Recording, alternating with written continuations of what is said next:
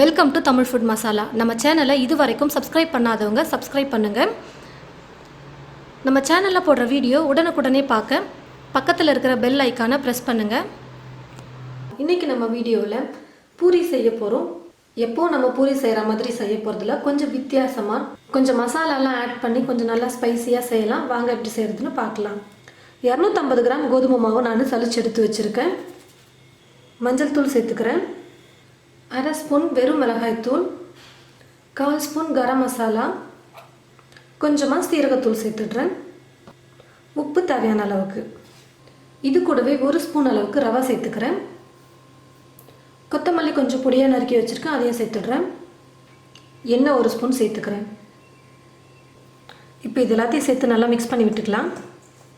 கொத்தமல்லிக்கு பதிலாக நம்ம கஸ்தூரி மேத்தி கூட நம்ம யூஸ் பண்ணிக்கலாம். எல்லா மசாலாவையும் மாவோடு சேர்த்து நல்லா மிக்ஸ் பண்ணதுக்கப்புறமா கொஞ்சம் கொஞ்சமாக தண்ணி சேர்த்து பூரிக்கு நம்ம மாவை எப்படி பிசையுமோ அது போல் நம்ம பிசைஞ்சு எடுத்துக்கலாம்.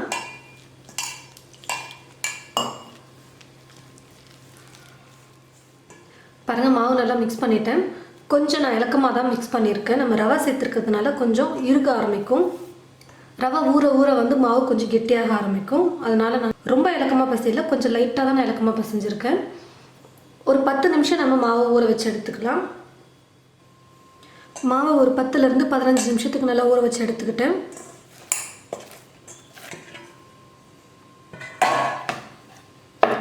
மாவு நல்லா நம்ம பிசையணும்.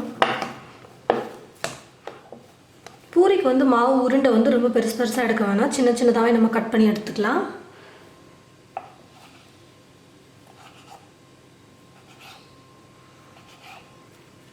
இந்த மாதிரி மாவை உருண்டை பண்ணி வச்சுக்கிட்டோம்னா ஈஸியாக நம்ம தேய்ச்சி எண்ணெயில் போட்டு பொரிச்சு எடுத்துடலாம். பூரிக்கு எப்போவுமே மாவு கொஞ்சம் மொத்தமாக தான் நம்ம தேய்க்கணும். ரொம்ப மெல்லிசாக தேய்க்கக்கூடாது, எழும்பாது. கொஞ்சம் மொத்தமாக தேய்ச்சோம்னா தான் நல்லா எழும்பி புசு புசுன்னு சூப்பராக வரும்.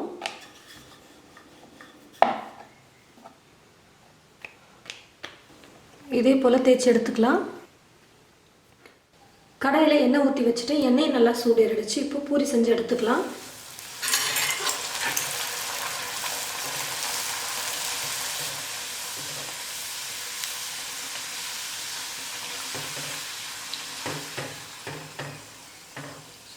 ஒரு பக்கம் வெந்தது திருப்பி போட்டுக்கோங்க, சீக்கிரமாக வெந்துடும்.